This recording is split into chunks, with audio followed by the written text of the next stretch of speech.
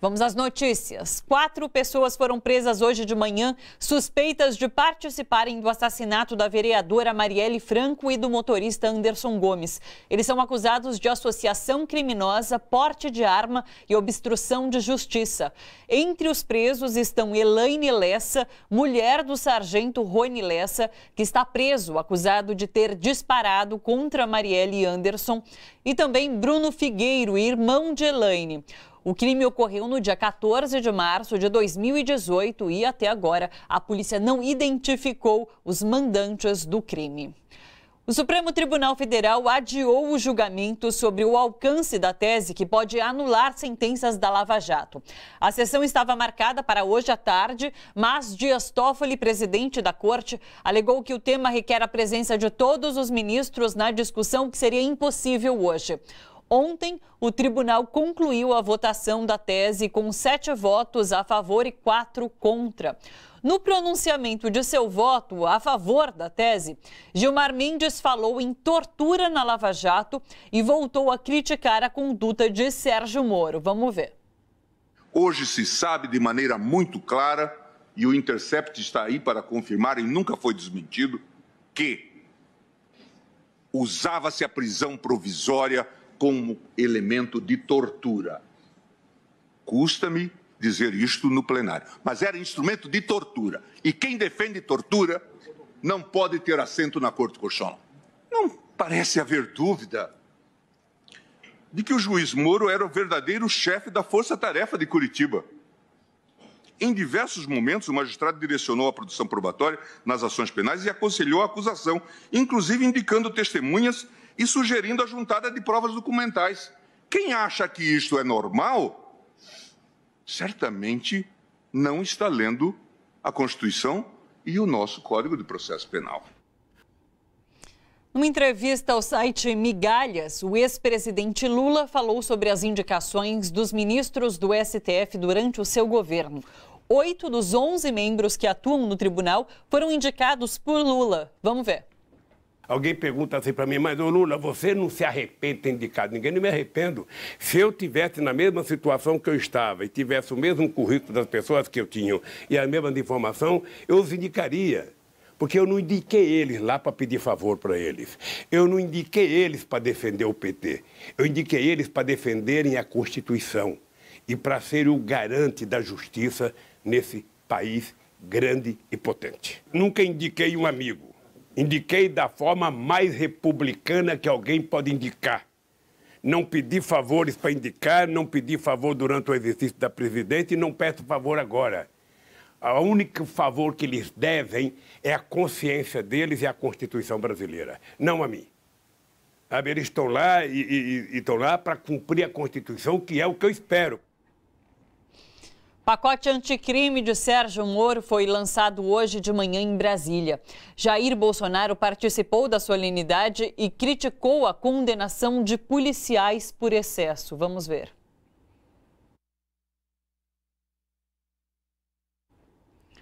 Vamos ver agora.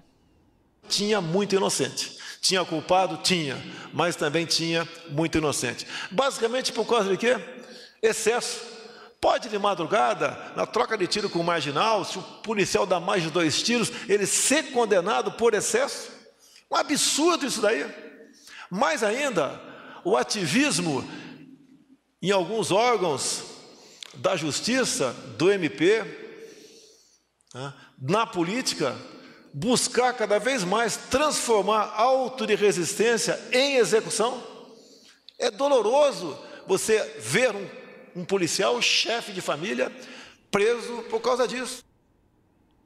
Quem comenta as notícias hoje com a gente é Fernando Brito, do Tijolaço. Oi, Fernando, tudo bom?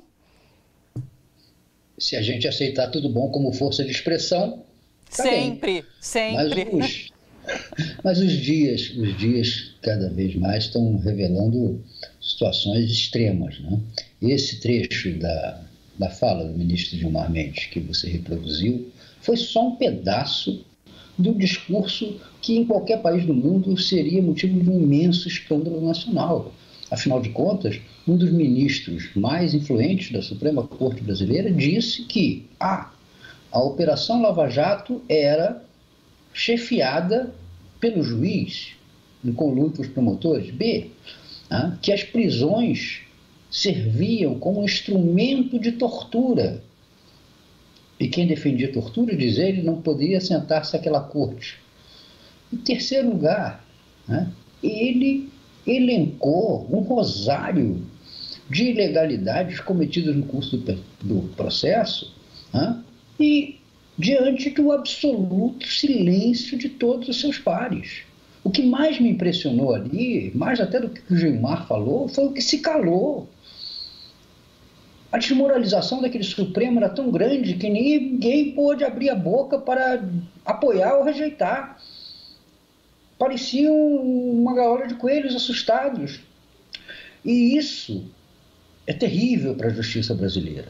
Veja o papel ridículo que estão fazendo. Esse julgamento vinha da semana passada, já tinha sido decidido no seu mérito na semana passada, quando se acumularam 6 votos, fazendo maioria, a favor da anulação das sentenças emitidas sem que a defesa tivesse direito à última palavra. Continuou durante todo o dia de ontem e não vai terminar nem tão cedo. Seria hoje e agora foi adiado sine die. E nós devemos lembrar, há pessoas presas enquanto isso. Sim. O Supremo tinha de esticar a sua sessão até resolver isso aí e votar por maioria. Agora, nós criamos algumas situações muito curiosas. A tentativa de, para proporcionar o que eles chamam de segurança jurídica, não sabe para quê, ela está criando uma situação absurda. Por exemplo, propor que o direito de defesa, que é uma garantia constitucional, segundo foi estabelecido pelos votos dos próprios ministros, valha a partir de agora. É como se nós disséssemos, olha, a escravidão é um absurdo. Não, todos os que nascerem a partir de agora serão livres, como na lei do ventre livre foi feito. Mas não podemos mexer com os que são escravos, porque isso vai afetar a segurança jurídica das fazendas de cana, das fazendas de café. Ora, isso é uma coisa ridícula. A segunda imposição, não, os que tiverem demonstrado prejuízo terão direito a, se tiverem questionado antes, terão direito à anulação da pena. Como é que o sujeito vai demonstrar um prejuízo gerado sob a cabeça, sob o convencimento do juiz? Se eu tivesse dito isso, o juiz teria se convencido? Pelo amor de Deus, nós não poderíamos nem saber o que se ia dizer, e muito menos se o juiz ia ser convencido. Então não existe capacidade probatória sobre julgamentos subjetivos de consciência de um juiz. Que diabo de prejuízo é esse? Não é dinheiro que a gente conta ali, tinha 50, deveria ter 100, não. Esse é um prejuízo mensurável. Não se pode mensurar prejuízos de ordem puramente reflexiva do juiz. Então, além de contemplar, é melhor até fazer como o ministro Marco Aurélio fez. Não tem isso na lei, eu vou esquecer a Constituição, vou esquecer o princípio constitucional e vou manter. É mais coerente. Agora, reconhecer que existe uma lesão ao direito de defesa, tal como ele está consagrado na Constituição, e dizer que essa lesão só pode ser reparada se a pessoa tiver reclamado, então, e se puder provar que essa lesão prejudicou a sua defesa, aí sim ela terá direito à anulação da ação. Isso é uma coisa insana. É uma coisa insana. Põe para fora de sala um aluno de primeiro ano de direito. Então, os absurdos na vida nacional estão enormes. Ontem à tarde, Gilmar Mendes. Hoje de manhã, a mulher do PM, Rony Lessa, e um tal de Jaca, que aparece em fotografias ao lado do presidente Jair Bolsonaro, presos por supostamente darem sumiço às armas com que se matou a vereadora Marielle Franco. Quer dizer, já é a segunda vez. O primeiro tal motorista, alegadamente motorista do crime, tal do Elcio, sargento Elcio, já tinha tirado fotos com Bolsonaro. Agora o Jaca tira fotos com Bolsonaro. O Rony Lessa é vizinho de condomínio do Jair Bolsonaro. Os milicianos do escritório do crime foram condecorados pelo filho do Jair Bolsonaro. O Jair Bolsonaro disse que os grupos de extermínio da Bahia, anos atrás, seriam muito bem-vindos no Rio de Janeiro. Eu me lembro do tempo que eu trabalhava com o Brizola, que ele tinha aquela famosa frase, né? Tem olho de jacaré, tem couro de jacaré, tem rabo de jacaré, como é que não é jacaré? Então nós estamos assim, né? Tem olho de miliciano, foto com miliciano, homenagem a miliciano, vizinho miliciano, e não é miliciano. Quer dizer, o nosso poder, né, parece até aquele romance lá do Cordelor de Laclos, Ligações Perigosas. Por onde você olha tem uma ligação. Por onde você olha tem uma conexão. Claro, nenhuma delas é conclusiva, não se pode acusar Jair Bolsonaro de ser isso ou ser aquilo, mas as coincidências estão se tornando demasiadas. Então, o país tem o direito de olhar de esguelha para um sistema de poder que se tornou extremamente próximo desse mundo do crime. E principalmente quando o presidente da República, numa solenidade, diz que, não, eu fico com pena, PM não tem que ter 20 autos de resistência, isto é, mortes causadas pela sua ação, tem que ter 50, porque é sinal de que ele está trabalhando. Então, você imagina o chefe da nação, o comandante das Forças Armadas, o homem que decide as leis através de decretos ou as propõe ao Congresso, e ele incentiva abertamente a matança policial. O homem que deveria dizer, não, nós temos que proteger o policial que, em último caso, usa da força, e ele enfrenta muitas dificuldades. Ninguém deve dizer que a vida do policial é fácil, ou que ele não pode até incorrer num ato desses que implique na perda da vida de alguém. Claro, ninguém é criança. Mas quando você transforma o policial num elemento do seu assulamento, é como, sem nenhum desdouro aos policiais, é como você estivesse assulando um cachorro para morder e depois você não tem mais o direito de lamentar. Então nós estamos chegando a uma situação absurda. Quer dizer que quando acontecer outro infortúnio como o dessa menina que morreu, a Ágata, que morreu lá no Complexo do Alemão, vamos dizer, não, guerra é assim, morre gente inocente. É porque você não é pai, não é avô, não é tio, não é vizinho, não é um ente querido da pessoa que morreu. Aquilo ali são balas de grosso calibre que atravessam paredes, latarias de automóvel, perfuram aço, tijolos, concreto. E depois nós vamos dizer assim, não, foi por acaso. Ela estava, coitadinha, na hora errada, no lugar errado. O lugar errado no Brasil é o lugar da pobreza. Se aquele homicídio tivesse sido praticado na Vieira Soto, no Leblon, ou no Jardins, em São Paulo, haveria uma comoção nacional.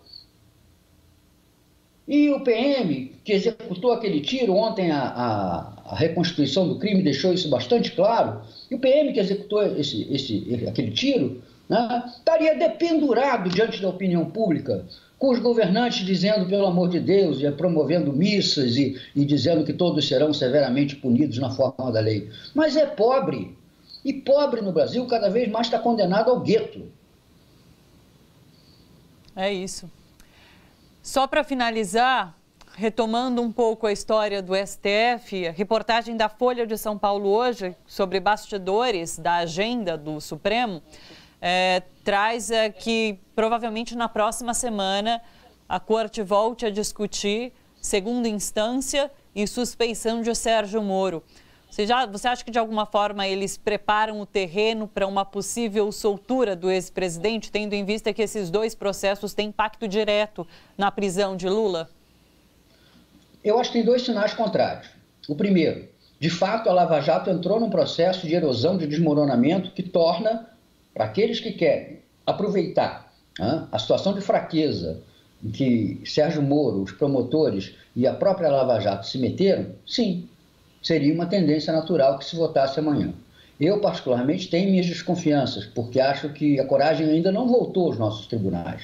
Os nossos ministros, até a cena de ontem ilustra bem, ainda estão acovardados, ainda estão acoelhados, embora já haja uma enorme mudança na opinião pública em relação à situação de Lula. O próprio Lula talvez tenha sido o principal agente dessa transformação no momento que recusou a manobra que visava soltá-lo com humilhação, com tornozeleira eletrônica e exposição pública, e disse que continuaria preso à espera da declaração de sua inocência. Eu acho que isso aí, hoje eu brinquei com isso escrevendo, eu acho que nós estamos aprendendo uma outra história de mito. O mito mesmo é aquele que, contra todas as forças, contra todas as realidades, contra todos os poderes, acaba triunfando pela sua própria resistência pessoal. Eu acho que eles saíram perdendo dessa situação, porque se impediram Lula de disputar a eleição, certamente não impediram Lula de continuar a ser, e talvez com mais força, né, uma espécie de legenda para a população brasileira.